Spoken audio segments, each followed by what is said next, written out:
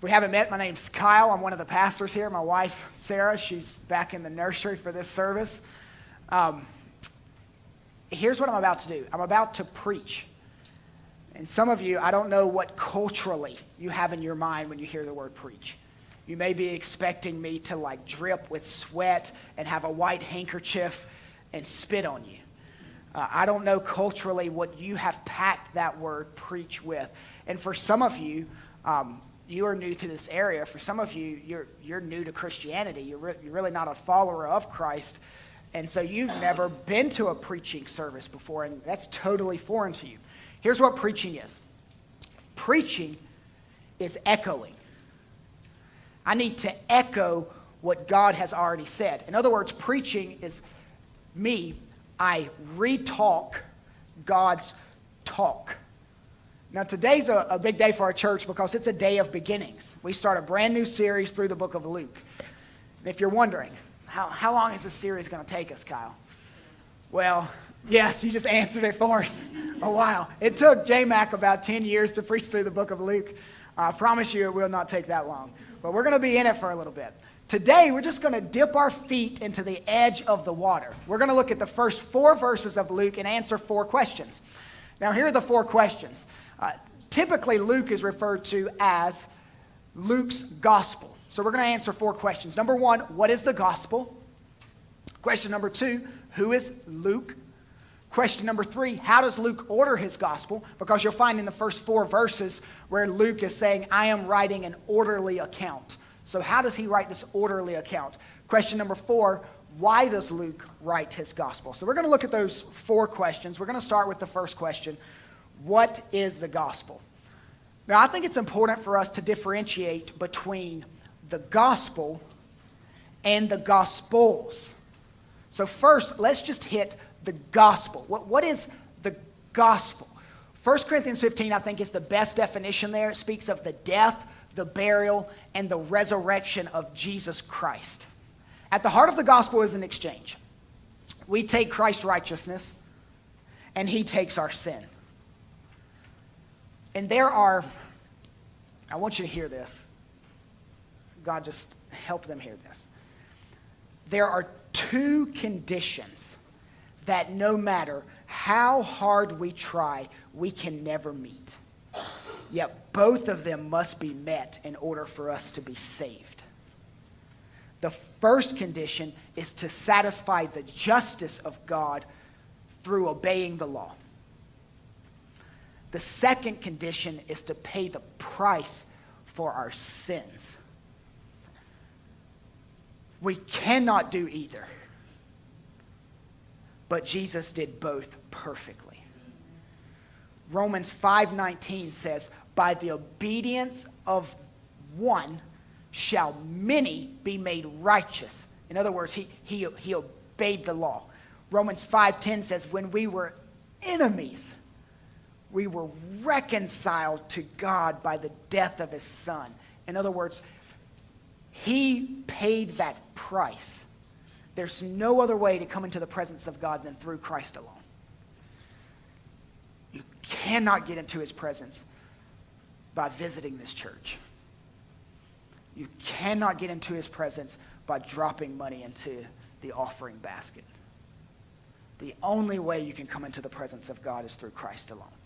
So that is the gospel. Now, what is the gospels? Plural. They are 4 books that bring that message. We call them Matthew, Mark, Luke, and John. And they are narratives of the life of Christ. And they are monumental. Now, we typically say things like Matthew's gospel, Luke's gospel, and you're wondering, like, are there 2 different gospels? There's actually only one gospel.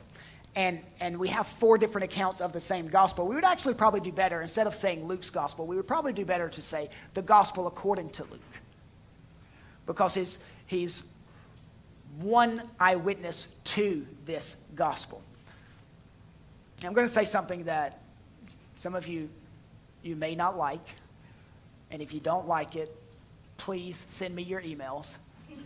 Daniel Herbster at faithfamilychurch.com. Okay? And then I will read those and I will meditate on them. The gospel really isn't a plan. It's not like 5 steps, and if you intellectually assent to these 5 steps and you pray a little prayer or whatever, you're good. The gospel really isn't a plan, it's a person. It's a life. Jesus did not come to bring the gospel. He came to be the gospel.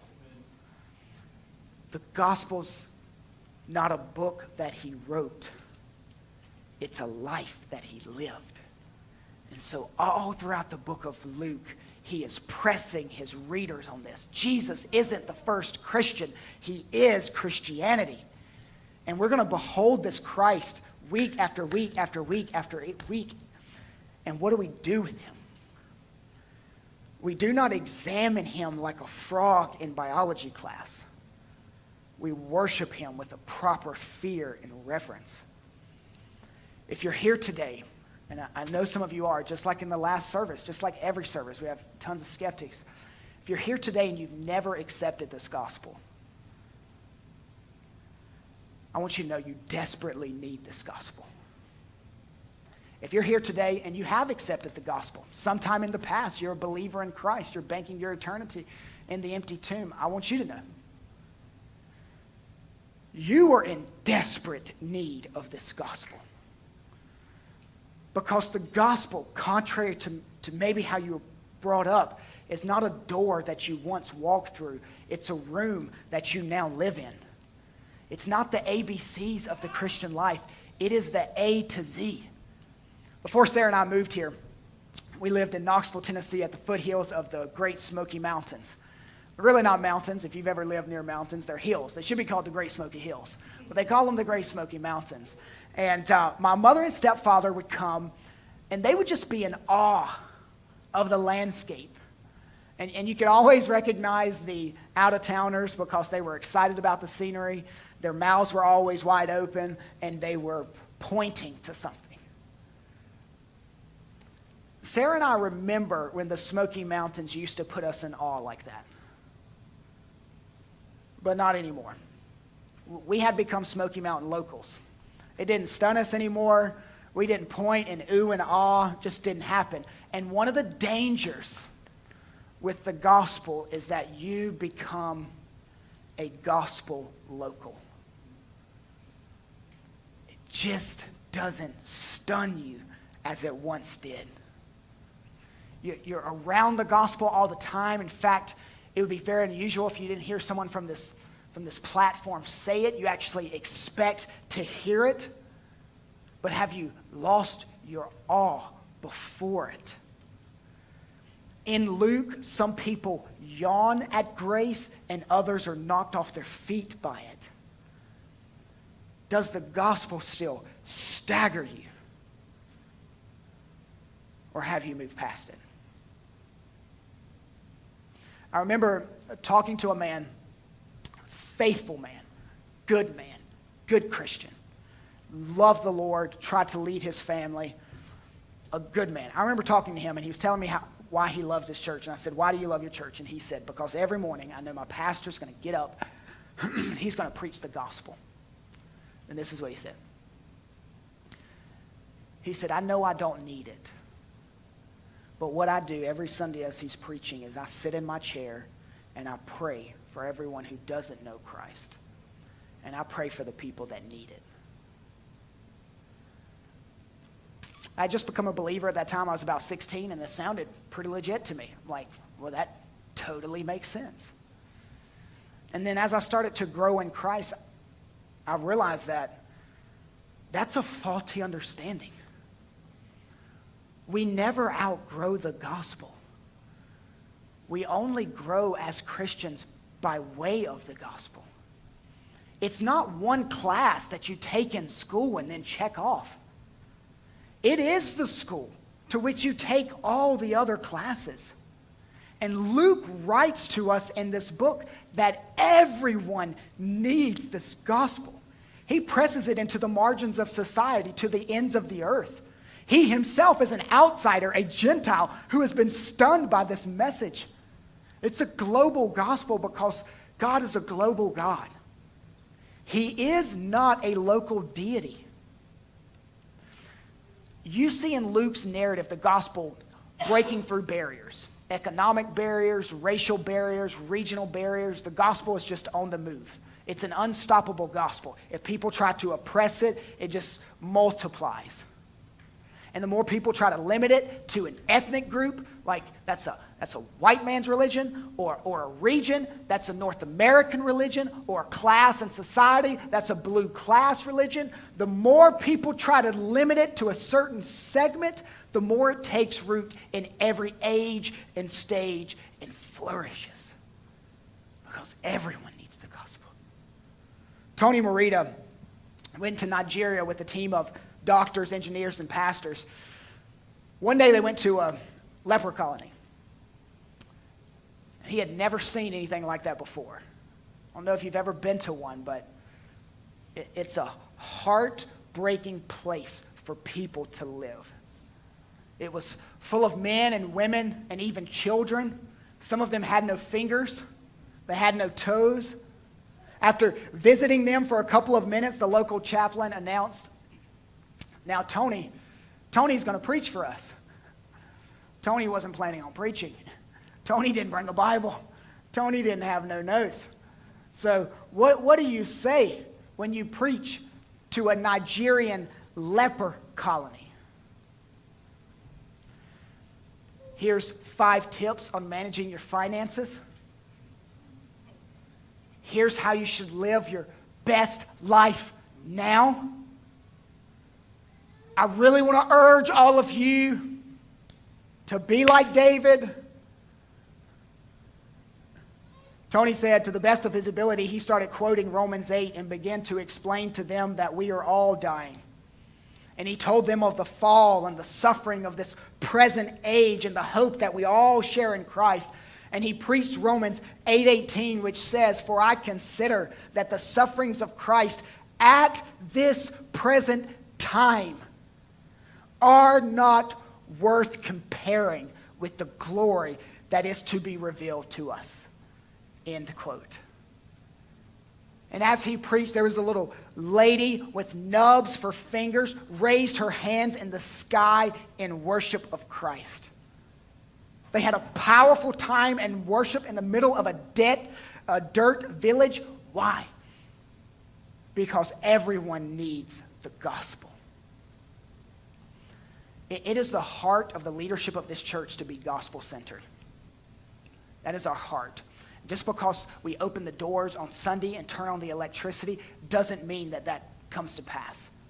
Just because a church has a cross out front doesn't mean it's gospel-centered. So this is something we're consistently working at. And you say, Kyle, what is a gospel-centered church? It may be better to show you what is not a gospel-centered church and then to show you what is a gospel-centered church. So there are many different denominations, many different churches. I think they can all be reduced to 5. These are the 5. Gospel-denying churches, gospel-redefining churches, gospel-assuming churches, gospel-proclaiming churches, and gospel-centered churches. Let's look at gospel-denying churches. Now, some churches reject the general premise that you need to be saved, because they reject the general premise that God saves sinners. So, of course, they're going to reject the general premise that man is sinful and therefore in need of a Savior. And they really shouldn't be called churches. They reject core doctrines like substitutionary atonement, that Jesus died in my place as me, or propitiation, that his death satisfied the wrath of God. In fact, Episcopal Bishop John Spong said this: "I do not want a God who would kill his son." A British Baptist minister, Steve Chalk, says that the gospel is divine child abuse. He mocks it by describing the gospel as, and I quote, "a vengeful father punishing his son for an offense he has not even committed." What a twisted version of events, morally dubious and a huge barrier to faith. End quote. And we will hear that here from time to time. You're a bloody preacher. And you guys are always singing about the blood. Christ wasn't bloody, he was loving. I always respond, he was both. He was bloody because he was loving. The Old Testament priests were butchers. You know the sacrifices. They stood in bloodbaths. God preordained that Jesus would be lifted up on a cross, as in the Old Testament the serpent was lifted up. He became bloody because of your sin. There was a purpose. And one surefire way to become a gospel local is to minimize your sin. Because inevitably, shortly after, the cross will lose its glimmer. Thomas Watson said it like this: until sin be bitter, Christ will not be sweet. These are gospel-denying churches. I also think certain cults who redefine Jesus or do not accept what Jesus said about himself would fall into this, like Mormonism or the J-Dubs. Now notice, secondly, gospel redefining churches. They redefine the gospel. They twist it a little bit, add a little something, take away from it. Jesus plus anything is heresy. Jesus minus anything is heresy. Jesus plus nothing is everything.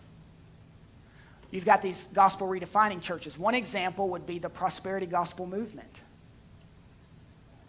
God didn't die to give you financial prosperity and material wealth in this life. Just didn't. And we can't redefine the gospel to that. Another redefining is the social gospel movement. The gospel is more than digging a well and painting a house. It is.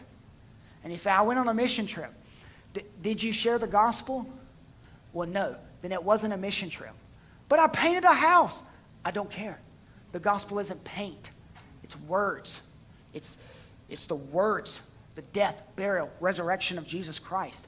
And then I think there's another whole redefining movement, which I think is very popular today. We're always hit on like prosperity gospel preachers. That's dying. That's just time. It's going to die out. I don't think that's the real danger we're facing. The real danger is the palatable God movement.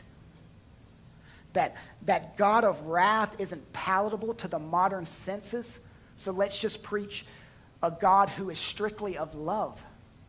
Now, I believe God's of love. We don't even know love without God's demonstration of love on the cross. So I absolutely believe that God is a God of love, but also a God of wrath. And one megachurch pastor this week got into a mess about that. Pastor's one of the largest churches in our country, one of the top 5 most popular pastors in the country. And here's what he said. He said, you need to unhitch yourself from the Old Testament, because there's some pretty seedy and violent things there, and you can have faith in Jesus that's really not, connected to the Old Testament. I'm not going to push back against this particular individual. I want to push back against the thought. That's actually nothing more than an elaborate and educated flirtation with an older Christian heresy called Marcionism. Now, Marcion was one of the most successful heretics of the early church. According to Tertullian, he planted churches like wasps make nests. He was the Edward Scissorhands of the Bible, cutting out parts of the Bible that he didn't like, and as it turns out, he didn't like a lot of it. It was simply just left with a truncated version of Luke's gospel. And eventually, Marcion had a Christianity he wanted, a God of goodness and nothing else, a message of inspiring moral uplift. Like the way Moeller says it, he says, almost every heretic thinks they are innovators. Instead, they are playing old reruns. H.R. Niebuhr famously said of gospel redefining churches, he says, they proclaim and worship a God without wrath, who brought men without sin into a kingdom without judgment through ministrations of a Christ without a cross. Gospel redefining churches. Now let's look at gospel assuming churches. These could be in the Bible Belt, call them Mom, Pa Baptist, could be those types of churches, or they could be rock star churches. Sarah and I were talking to a pastor one time. We just met him, and he was describing to us about, how wonderful his life is and how awesome he is. And he said, I pastor a rock star church. It is just a rock star church. And Sarah looked at me, and she says, I can take no more of this. We have to leave. I'm going to puke right here if I hear this man speak anymore. So, we bounced. Look, what is gospel-assuming churches? They simply assume that everyone here already knows that Jesus died for their sins. Because everyone already knows it, presumably, they don't preach it. And these churches say they believe the gospel, but they rarely preach it plainly and deeply.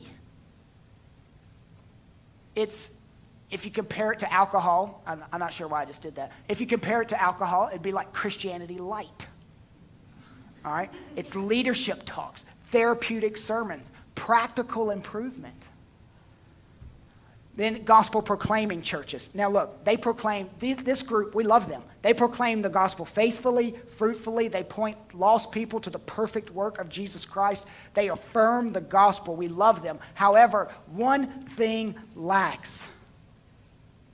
In their proclamation of the gospel, it's only aimed at non-Christians. So you guys here and ladies here that are non-Christians, it's only aimed at you. And not aimed also at believers to show that it should shape our lives, how we view forgiveness and race and money and friendship and how we do business. They don't unpack the ongoing ways in which the gospel deconstructs the idols of our hearts. So gospel proclaiming churches is wonderful.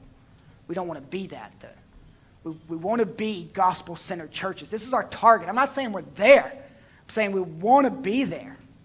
That obedience and sanctification are always grounded in the gospel. That you are called to obey, not so that God will favor you, but because God has favored you in Christ. And I think over time in such churches that grace is just more freely shared when people sin against each other. That people pray for one another. That relationships will just be flavored by the gospel. That we don't work for God's smile, but we work from God's smile. In these churches, the gospel is the basis of their marriage. Marriage is taught by looking at Christ's love for the church, Ephesians 5. In these churches, the gospel is the basis of giving. Generosity is viewed through the lens of Christ's generosity, 2 Corinthians 8. The gospel affects who we have at the dinner table in these churches. Hospitality reflects the welcome of Christ in Romans 15. In fact, I would argue that the most segregated place in the United States is not Sunday morning in church. I would argue that it's the dinner table in our homes. The gospel affects everything if you have this viewpoint. It affects how you view the poor, how you view the orphan, how you view the widow, how you view the refugee. Because in the gospel, we are the poor having nothing to bring to the table. We are the orphan brought into God's family. We are the widow and Jesus has become our groom. We are the refugee that's now a part of the kingdom of priests. This is the gospel. What is the gospel? This is the gospel. Let's look at the second question. Who is Luke? Who is Luke? Now, Luke's name is mentioned 3 times directly in the scriptures. I wanted to give all of those to you, and here's what I want you to see. I want you to see that each time that Luke's name is mentioned in the scriptures, someone else's name is mentioned in every single occasion. Paul's writing to the church at Colossae, Colossians 4:14. Luke, the beloved physician, and Demas greet you. He's writing to an individual, Philemon, in verse 23. There's only one chapter there. Epaphras, my fellow prisoner in Christ, sends greetings to you, and so do Mark, Aristarchus, Demas, and Luke, my fellow workers. Then Paul's writing probably the last letter of his life, 2 Timothy 4, verses 10 and part of 11. Demas, in love. Now, that's a good thing to be in love.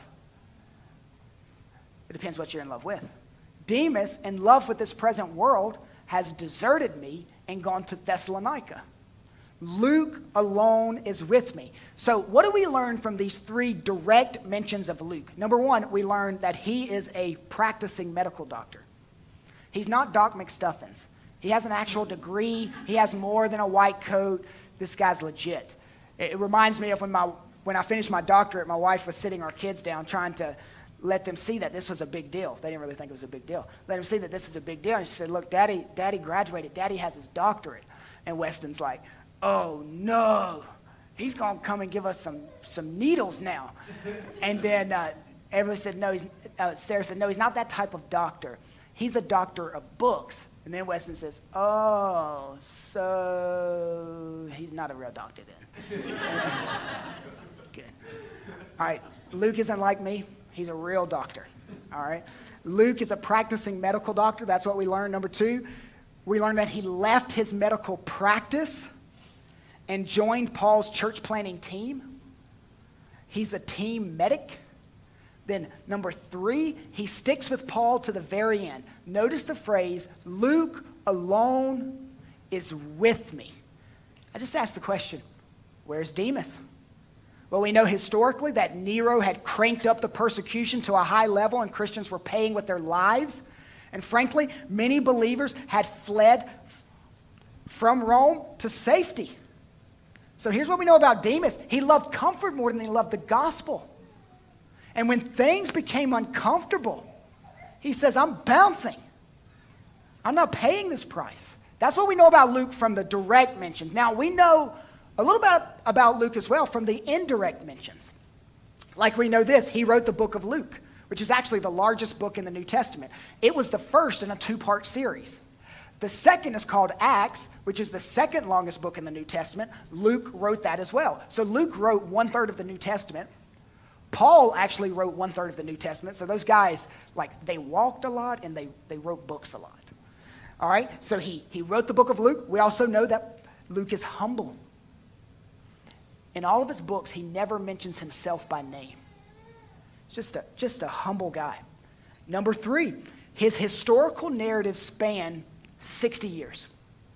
So his first volume, Luke, starts with the birth of John the Baptist, who was the forerunner of Jesus. His second volume, Acts, ends with the gospel being preached in Rome, which is extended to the end of the earth. When you look at that, it's a 60-year period. So let's go back to our questions here. What is the gospel? Number two, who is Luke? Let's look at question number three. How does Luke order his gospel? Now, Luke was a medical doctor. He was organized. He wasn't, when I walk into a doctor's office and his hair is all crazy and it's like, where did I put my scope? Where is this thing? I'm walking out. I want my medical doctor to be organized. Luke is very organized. In fact, it says he wrote an orderly account. All right, so let's find out about this orderly account. How did he order his gospel? Well, I think there's many different ways. The first way is there's a chronological order to this. Chapters 1 and 2, we find the boyhood of Christ. We go from his birth to 12 years of age. The boyhood of Christ. Then chapters 3 through 9, we find the public ministry of Christ. This is from his temptation all the way beginning miracles, his popularity, all of that. Chapters 10 through 19, we find the training of Christ. If you were to summarize, what's Christ's one message? One message. What's the theme of his one message? It would be kingdom. You find it here. But most people can't talk 30 seconds about what the kingdom is or what it means, but yet it was Christ's main theme. So you find the teaching of Christ. Then chapters 20 through 24, you find the crucifixion, the betrayal, the burial, the resurrection of Christ. Now, let me say this before we move on. It's not strictly chronological. Sometimes Luke, on purpose, bundles up certain themes around a topic to get something across, certain stories to get something across. So it's not strictly chronological, but it has a chronological flow. So there's a chronological flow there. Then there's a geographic order. In the first 9 chapters of the book, we find Jesus in Galilee. Now, what do we know about Galilee? Most scholars call them redneck Galileans. Why? Because they chewed snuff and they liked NASCAR? No, don't think so. They had an accent, and the accent told people that they were from somewhere else. Like, oh, I hear you're definitely from Louisiana, aren't you? Louisiana? Yes. There was actually a certain stigma with being from Galilee. I've tried to work extremely hard to get rid of my accent. I grew up in like the most country place ever. And I was talking to Dan this week, and Dan made a joke. He was like, yeah, and you have an accent. And I got off the phone and I told Sarah, I'm quitting. My accent has come back. I lost it in Knoxville. It's back. So just blame Dan for that. Oh, his headache is on you. All right, so Redneck Galileans, that's where he was for 9 chapters. Chapters 10 through 19, he's traveling to Jerusalem. There's repeated phrases. I'm going to Jerusalem. I must go to Jerusalem. I've got to go to Jerusalem. All throughout chapters 10 through 19. Let me give you a sampling. Chapter 13, verse 22. He went on his way through towns and villages, teaching and journeying toward Jerusalem. 1831. And taking the 12, Jesus said to them, see, we are going up to Jerusalem, and everything that is written about the Son of Man by the prophets will be accomplished. Jerusalem, Jerusalem, Jerusalem. Chapter 18, verse 35, 19, verse 1, 19, verse 28. Jesus is saying, I was born to go to Jerusalem. I was born for this cross. I was born to die in Jerusalem. It actually wasn't a surprise for him. He wasn't bucking that. He was determined to go to Jerusalem. Then you have another geographic shift here. He's actually in Jerusalem in chapters 19 through 24. You find here him riding into town on a donkey to being treated like a donkey.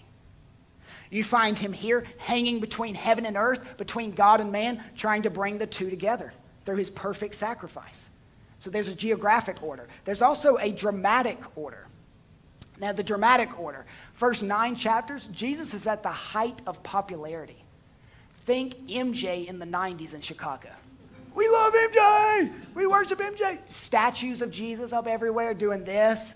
They loved Jesus the first 9 chapters.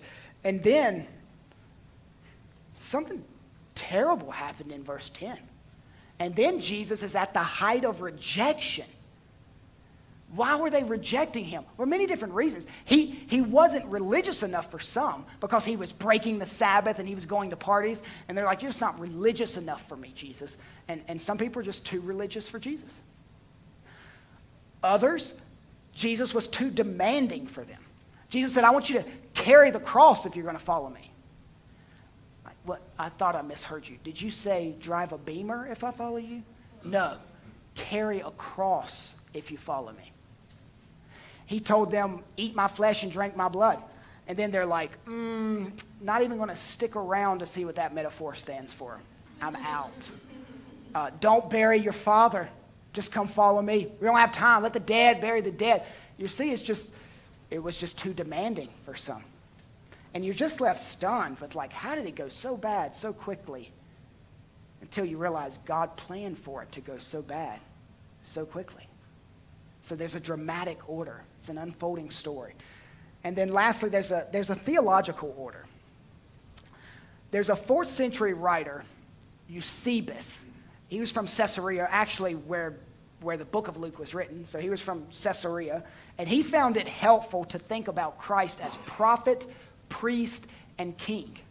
Now, the 1689 London Baptist Confession recognizes that there are men who have held 2 offices, like maybe prophet and priest. But no one has held all 3 offices, and certainly no one has held them perfectly. That is until the arrival of Jesus. And we see in the book of Luke, Jesus as prophet, Jesus as priest, Jesus as king. Jesus as prophet, he teaches the very words of God. He's the prophet that gives all other prophets validity. He makes them make sense. A prophet did 2 things. A prophet foretold and forthtold. So forthtelling is preaching. Foretold is telling the future. So he did both of them, but Jesus is the only one who can reveal what God has been purposing in history from the beginning of time. He's the only one. Jesus as prophet. Then Jesus as priest. See him in chapters 7 through 9. Healing, forgiving, spending time with the outcast of society, which in that day were women, children, sinners. See him casting out demons, healing a paralyzed man. A leper fell at his feet. Most people would have ran. Jesus touched him. The leper says, I've never been touched before. I want you to see the sympathetic high priest. And then Jesus as king. He is the king that our hearts have been longing for. There's been many broken images of this king. You may know them as presidents or governors or dictators or ancient kings, but this one brings justice and he rules with peace. He is the King of Kings. It is said that after a rousing performance of Beethoven's Ninth Symphony, that a famous Italian conductor, Arturo Toscanini, that's how you say it, Toscanini. Arturo Toscanini told the orchestra, I am nothing. You are nothing. Beethoven is everything.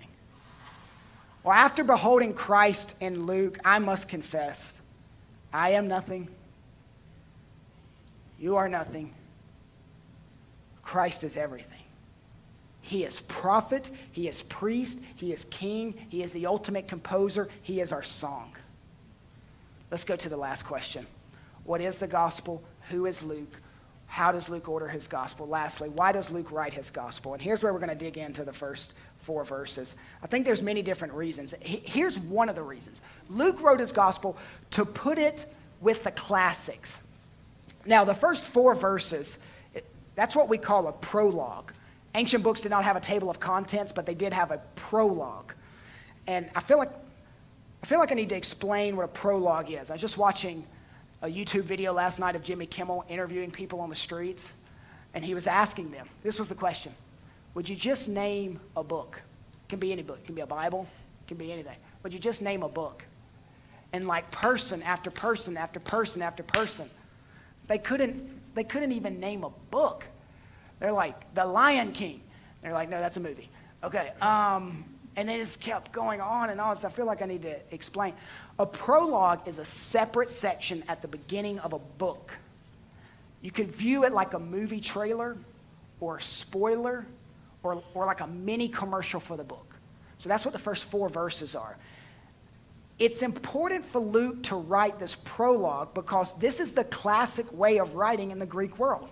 Any philosopher, theologian, educator, or historian in the ancient world who was of high quality, who wanted his volume to stand on the shelf with the classics, would start his writing with a prologue. Herodotus did it.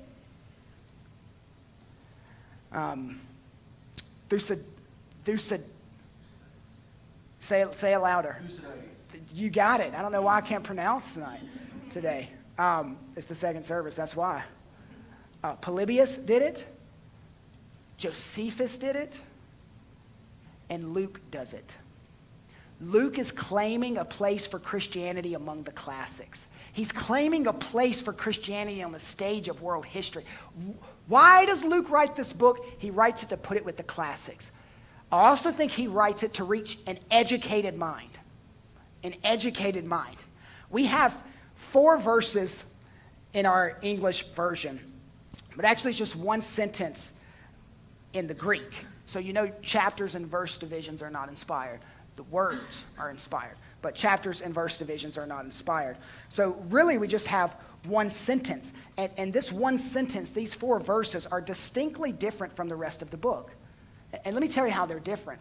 They're written in classical Greek. The rest of the book is written in Koine Greek, the language of the people. This isn't written in the language of the people. This is written in classical Greek. Now, I used to teach Koine Greek in Knoxville. I would teach people to take by the way, your Bible didn't come to you in English, right? It came to you in Koine Greek and translate it into English, the New Testament. So I would teach them to translate Koine Greek into English with hopes in the future that they would translate it from Koine Greek into unreached people groups. I would have people say all the time, you speak Greek? That's awesome. You can just go to Greece and order, whatever you want off the menu. And I have to tell him that's modern Greek. I teach ancient Greek. It's a dead language. It helped me get a few degrees, but it cannot help me order baklava. Can't do it. So here's the point I want to make to you. Luke wrote the first sentence in the finest Greek of the day. Literary, classical Greek. In fact, Alexander argues that he's writing in ancient scientific mold. He's showing, I'm educated, I'm cultured, look at my polished Greek. And he's expecting a cultured, educated people to read his book. And this is important because he's writing to Theophilus, an educated and cultured man.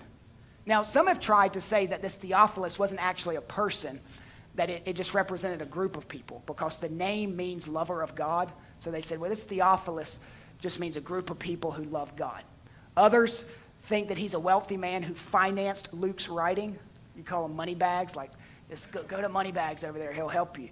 Because wealthy men often supplied the finances that enabled authors to produce books. And those books were addressed to, or rather dedicated to, whoever sent the money. But I actually don't think either one of those are the case here. I think the key is found in the phrase, most excellent Theophilus, in verse 3. Most excellent Theophilus. The term most excellent is used in other places in the Bible. It indicates a person of high Roman official. I think this was a high Roman official who was intrigued by Christianity. And sometimes we think that Christianity is like a blue-collar thing. It started with fishermen disciples, or even a no-collar thing, with the fringes of society. But it also made progress among the white-collar community. Paul was extremely educated. In fact, most theologians say that he had the equivalent of 4 PhDs. Luke was an extremely educated medical doctor. Let me just apply this to you. If you have ever been told that you have to check your mind at the door before you follow Christ, somebody has lied to you. Bring your mind to this book. Your mind and your heart will be satisfied. To be a Christian is to be a thinking being, and then to think most deeply about the most profound things. Because God himself told us, we're working on this with our kids with catechisms, love me with your heart, soul, and your mind. Wait a minute, we can love God with our mind, that's different than our soul, that's different than our heart. We can love God with our mind. How do we love God with our mind? How do we worship God with our mind? We read, we study, we think deeply. Bring your brain to worship. Bring your brain to church. And some of you are just really wrestling with the claims of Christ right now. Is he who he said he is? I would encourage you to continue studying with us throughout the book of Luke, because here's what I think you will find. I think you will find this Jesus intellectually inescapable. He'll blow your boxes, he'll blow your paradigms, he'll blow your theories. I think you'll find him intellectually inescapable. So Luke is writing this to put it with the classics. He's writing it to reach educated minds. He's also writing it, and I don't think you can deny this, to win Theo to Christ.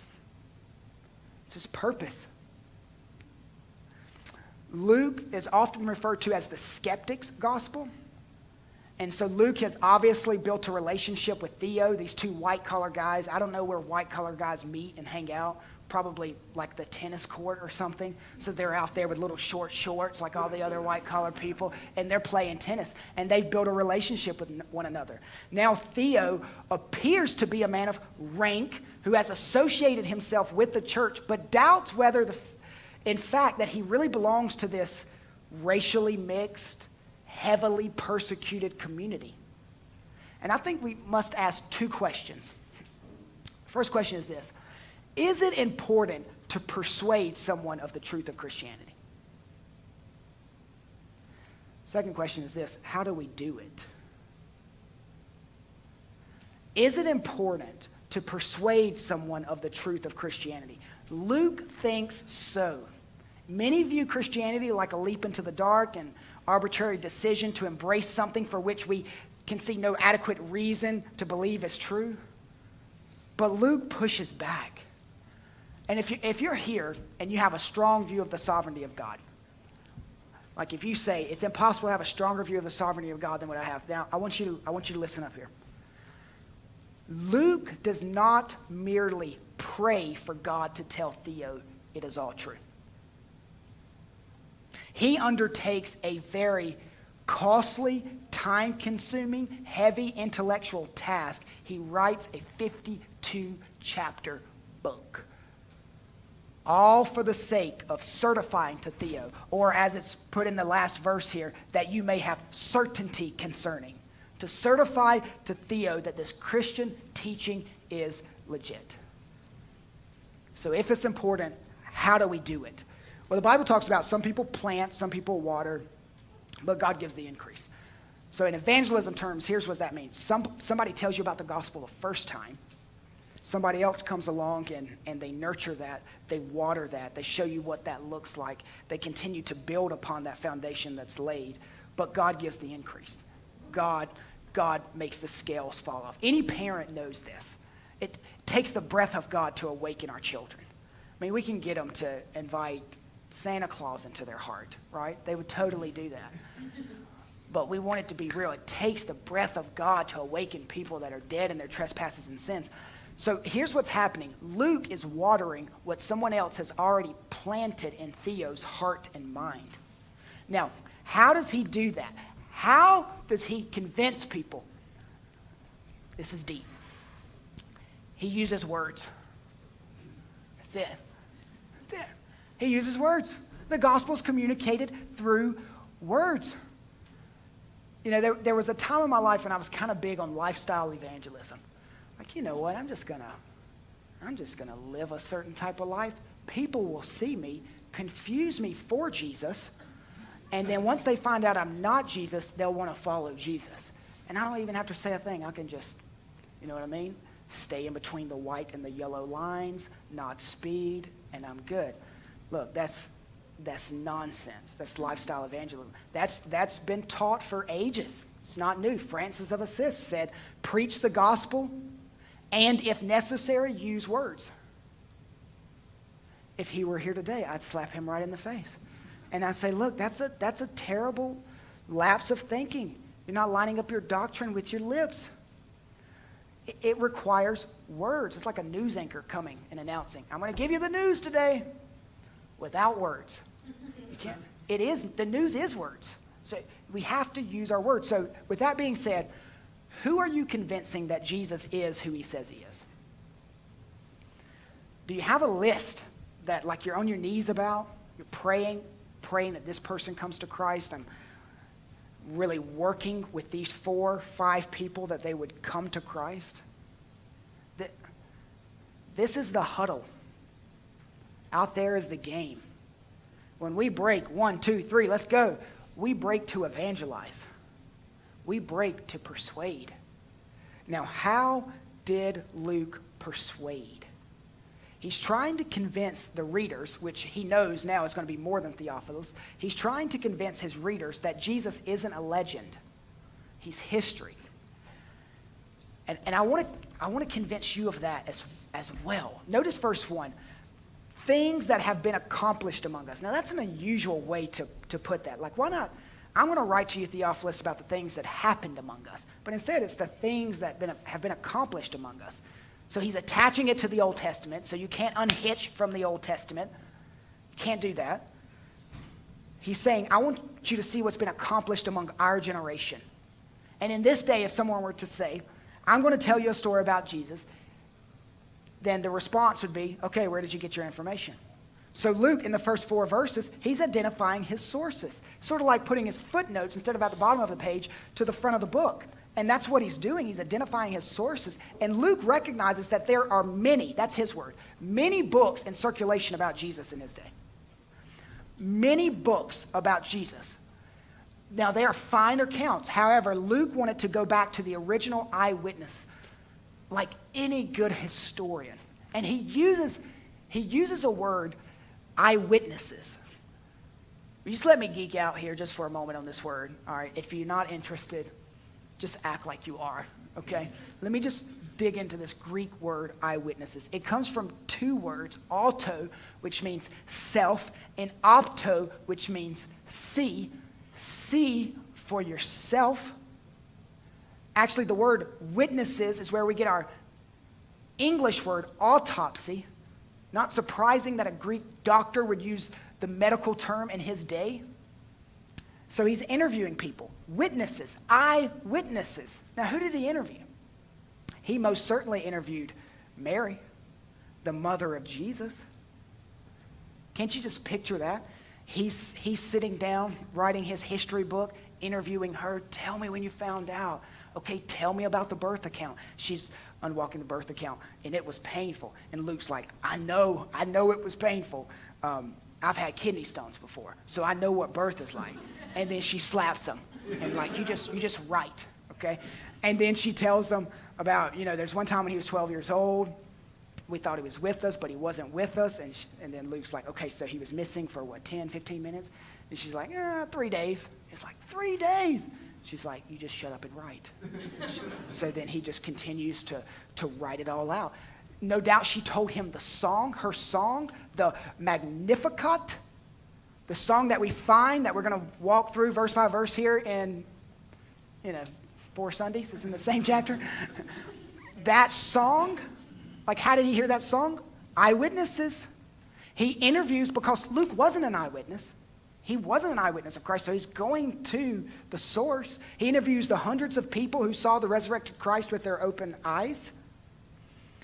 He interviews the living apostles, the 112 disciples, the smaller group that we often refer to as the apostles, sometimes called disciples, even the additions, Matthias, the women who ministered with him. Luke's investigative journalism would no doubt have led to a lot of folks whom Jesus healed, and so he interviewed them. And Luke is stressing the number and quality of his sources. He's a fastidious researcher. He's a careful historian. Medical doctors had to be careful. He was a careful historian. And ancient writers love to show how their writing came from sources and built upon people that came before them. So we talk about seminal writing today, like do seminal writing. Seminal, no one's fought in this field and you write in that field. The ancients really were not concerned about seminal writing. They wanted to be built upon something else. So for instance, an interesting point of this book was 60% of Mark is quoted verbatim in Luke. So you see it's built upon that. Church, here's what I'm trying to tell you. The things we claim as Christians were not done in secret. They were done in space and time, and they leave a historical footprint. Now, that was Luke's attempt to persuade his Theo. Let me give you my attempt to persuade my Theos. I want to give you 3 reasons why I think that this is not a legend. The first reason is the timing is too early.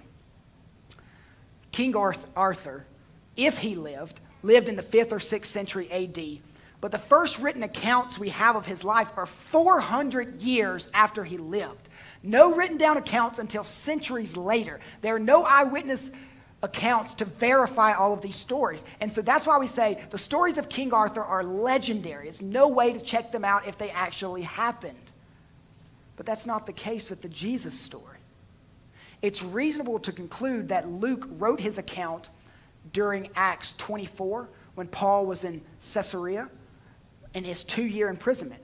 This would give him a 2-year window to interview people, to talk to people that have seen Jesus rise from the dead. Probably AD 59, 60, 61, somewhere in that time. 30 years after the Jesus resurrection. And these eyewitnesses were still living. They were still there. It's too early to be a legend. There were eyewitnesses. There are no eyewitnesses to legendary accounts. Second reason, the material is too counterproductive to be a legend. If I were trying to convince you to believe in this guy who wasn't God, but I'm trying to convince you to believe that he is God, would I do this? Would I have him praying in the garden to God saying, can I get off the hook? Can I get out of here? Would I have him a child of an unwed mother? It's not like in our day. It was repulsive and repugnant to a first century reader. I probably wouldn't write that into the story if I'm trying to convince someone of a lie. No one who is trying to promote a movement of Christianity would write these things down. The only plausible reason is that they're there is that they happened. Here's the third reason. The literary style is just too detailed to be a legend. There's a lot of what I call narrative unnecessary details. Narratively unnecessary details that you find all throughout the book of Luke that if it were a legend, they just have no place. Like Jesus sleeping on a cushion in a boat. Why does it say cushion? Cushion doesn't play into the story anywhere else. Why don't you just say Jesus was sleeping in a boat? Why mention that there was a cushion there? There's no reason. Jesus saved a woman who was about to be stoned, and he got on his knees and he was doodling in the dirt. I don't know if he was drawing dinosaurs. He was writing out, Hebrew. We don't know what in the world he was doing. We don't, does it tell us what he wrote? No, we don't know. Why is it there? It plays no part in the unfolding of the story. So why is it there? It happened. Another story, they caught 153 fish. And they say, we caught 153 fish. Why not round it down and say, you know what, we caught 150 fish? Or why not round it up like pastors do and say, we had 3,000 in attendance? Why not do that? Because it's details. When you read the legends of King Arthur and Hercules, you don't see details like this. Now, we've just dipped our feet into the book of Luke. Before long, we're going to be knee-deep and then waist-deep. Then we're going to be wading in it. I'm hoping every sermon that we'll just be swimming in grace. I want to give you a challenge and a hope, both from Theo. Here's the challenge. Commit like Theo to the whole book. If you want to know who this Christ is, commit like Theo to the whole book. You say, Kyle, you mentioned it took one guy 10 years. How long is it going to take you to preach through it? I'm not going to tell you. Commit to the whole book, all right? Commit like Theo to the whole book. It will not be that long. Then here's a hope.